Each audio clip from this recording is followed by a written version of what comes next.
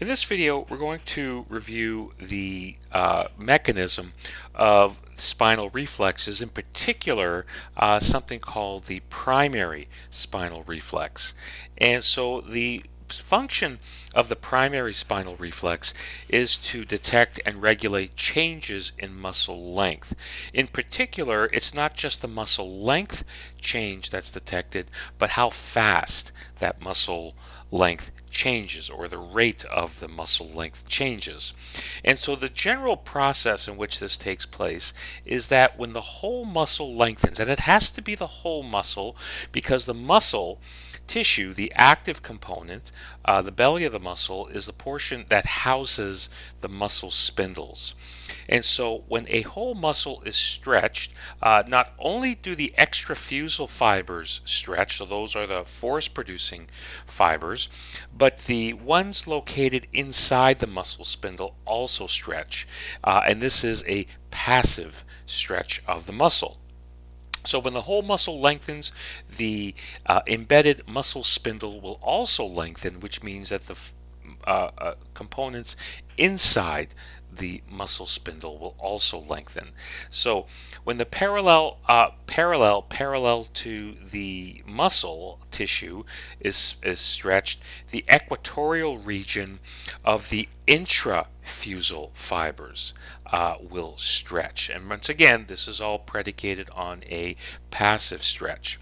So when that is stretched, the 1A afferents, so the primary endings, will be mechanically disturbed. It's a mechanical disturbance because it's stretched. The intrafusal fibers are stretched, and the embedded sensors will feel that disturbance and generate action potentials that will head towards the spinal cord. There will be what's called a direct or mono meaning one, synaptic connection to the muscle, to the motor neurons of the same muscle.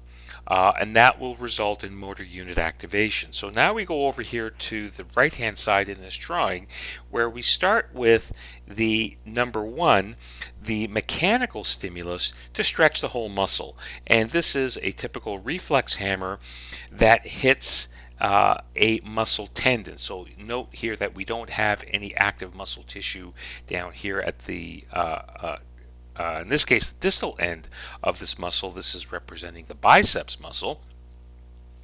But what we see is that when this hammer hits the tendon, it creates what's called a small amplitude, but very high velocity stretch. So when this depresses the tendon will change shape.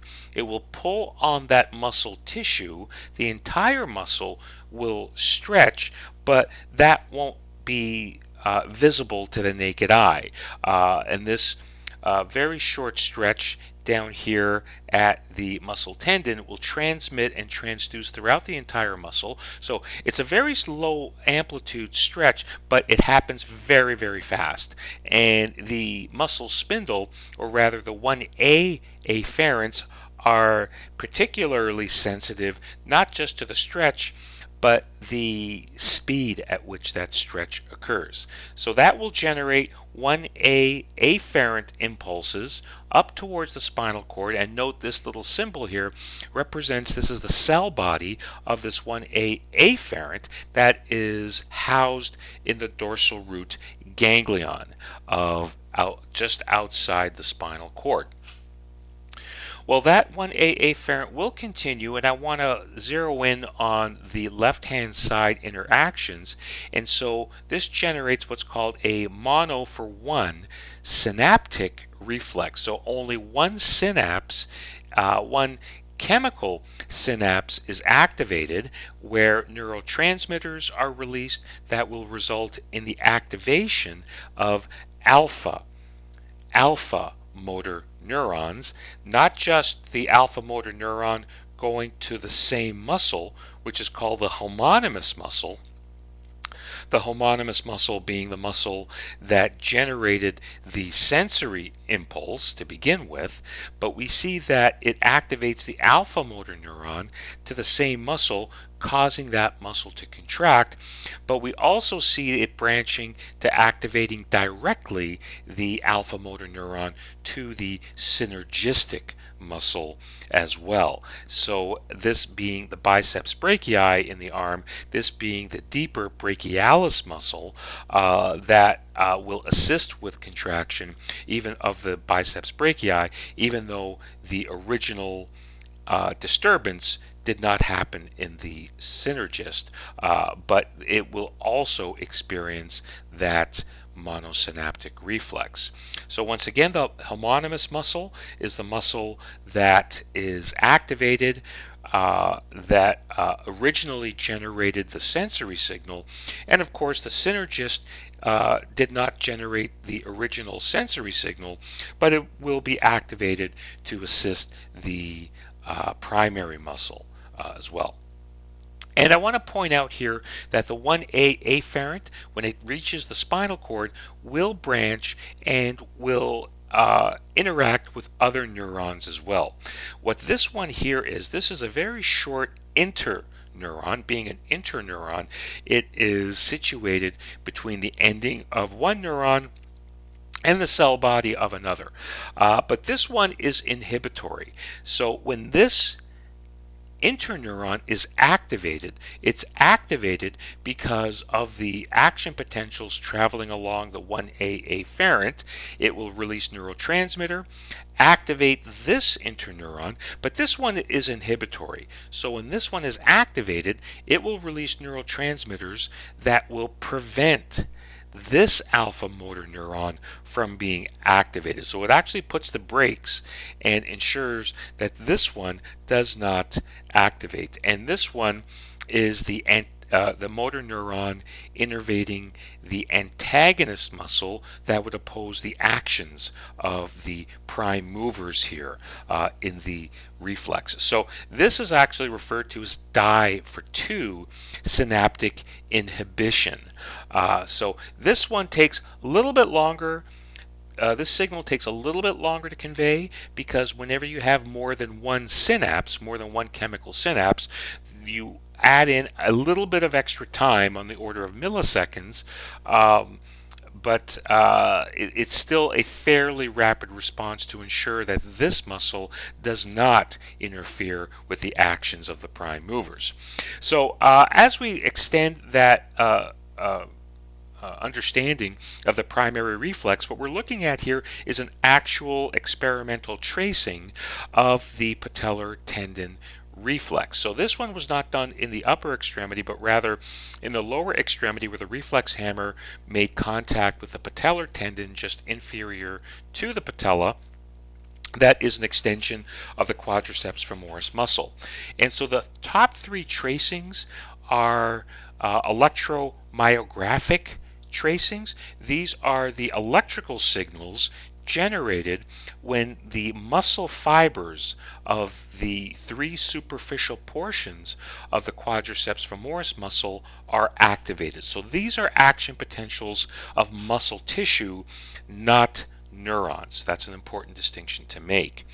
And what we see here at the bottom, the tap, is the contact, the impact between a reflex hammer, and this particular reflex hammer was instrumented with a force transducer. So when contact was made with a person's, and this is a real experimental result from a person that was made contact, the mechanical stimulus indicates the timing of when the patellar tendon was contacted. And so what we see here is that that will result in the activation. This is not contraction, this is activation of the muscle cells of the quadriceps femoris muscle. So what we're looking at here, just to summarize, is the superficial quadriceps femoris muscle, the 3 superficial components, VM, VL, RF, and these are all considered synergists.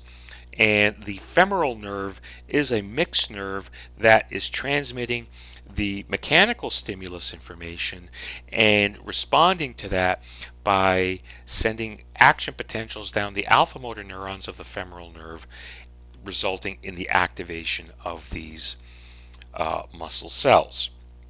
And what we see here in this second to bottom tracing is the actual movement of the knee, of the lower leg. So when this muscle tissue is activated, it results in a muscle contraction, and that's just the leg swinging back and forth. If you imagine somebody sitting off the edge of a table where their lower leg is dangling, it's not touching the floor. And so the leg will swing back and forth until it will oscillating where it will eventually stop.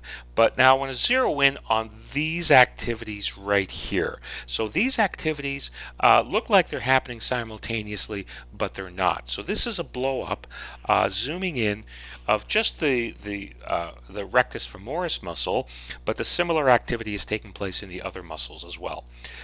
So what we see here at the very beginning is the initial contact of the force hammer, the reflex hammer, hitting the patellar tendon. And what we see is that the hammer makes contact over a very, very, very short period of time. This might be about a millisecond, maybe even less than a millisecond of contact. And what we start to see here is a very gradual increase. You're starting to see an upward slope of the electrical activity of the rectus femoris muscle. And so what we're seeing here is what's called a latency period. And this is the time between the stimulus and the measured electrical response. This is not the electrical response of the neuron. This is the electrical response of the actual muscle, so on the efferent end. And so what physiological events are taking place here? Well, because we're having contact, this is the very fast muscle stretch. So the tendon is transducing its deformation up to the muscle tissue. The parallel muscle spindles will generate a 1A activation. It will produce the monosynaptic reflex. The monosynaptic reflex takes place up in the spinal cord, and then the action potentials are conveyed down the alpha motor neurons, where it will result in motor end plate activation and generate action potentials along the membrane of the muscle cells. And the line for the electromechanical delay is let me just put it up here real quick. So we see that the period of time between the initial activation, okay, so the period of time, so this is when the muscle cells start generating action potentials, but we don't see actual leg movement. So even though the muscles are activated, generates action potentials, those muscles generate very fast action potentials and then will return back to the baseline level before any leg movement actually occurs. And that is called the electromechanical delay. It's the time between the onset of what's called the EMG, the electromyogram, and the actual motor response. And on average, it does vary a little bit, but on average, this is about 25 milliseconds in skeletal muscle cells. And this involves action potential, conduction along the muscle fiber membrane, and then the mechanisms that will contribute to muscle fiber contraction is calcium release and something called cross-bridge cycling. And this is the chemical interaction resulting in mechanical actions of contractile proteins inside the muscle extrafusal muscle cells. But so the latency period, as you can see here, involves sensory and motor neuron activity. The electromechanical delay is muscle cell membrane only, muscle cell membrane only activity. And at the very edge of it, do we start to see the contractile proteins in the muscle cells starting to become active? And when that happens, the muscle fiber membrane uh, uh, potential has restored back to its resting state. Reflex time is just simply the mathematical addition of the latency period and the electromechanical delay that encompasses everything from the mechanical through the electrical, chemical, and ending up with a mechanical response. And this is just simply the monosynaptic reflex activities. So this ends the second video on the spinal reflex.